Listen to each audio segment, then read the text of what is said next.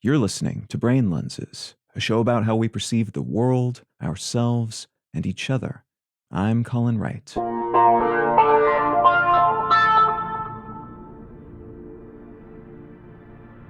Why do we, as a species, experience periods of immense change and development, but also periods of relatively fallow innovation?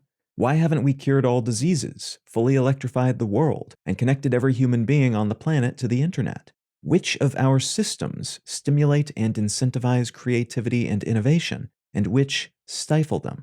Progress can be a loaded term, as measuring it can be subjective, and the metrics we use are often weighed down by dogma, ideology, and historical baggage.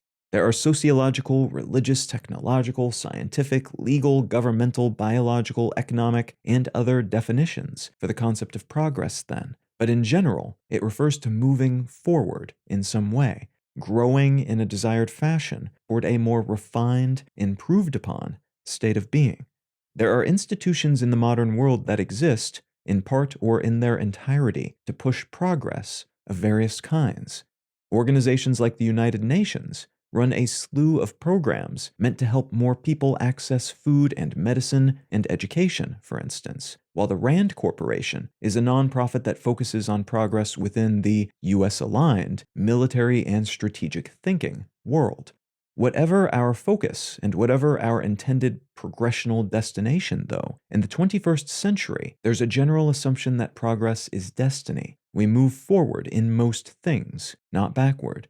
And this is an understandable assumption to make, as most of our recent history and fields of inquiry for which we're able to track such growth points up and to the right, progress and little else, everywhere you look. This assumption ignores, of course, the moments in which we've taken steps backward more or less wholesale, and the cases in which steps forward in one regard have been tied to steps backward in others.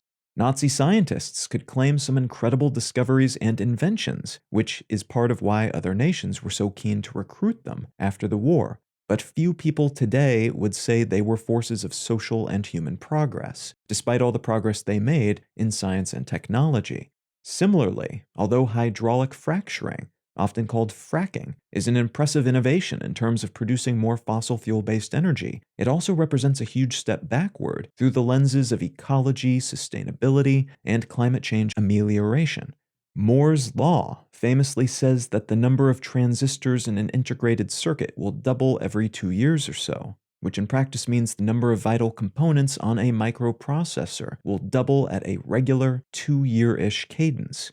This has proved to be the case more or less since he coined the concept back in 1965, and similar laws for other technologies, like Haitz's law, which says that every decade the cost per lumen emitted by LED lights will fall by a factor of 10, and the amount of light emitted will increase by a factor of 20, have likewise held up pretty well, despite, and because of, innovations that might initially seem to be orthogonal or counter to the evolution of these technologies.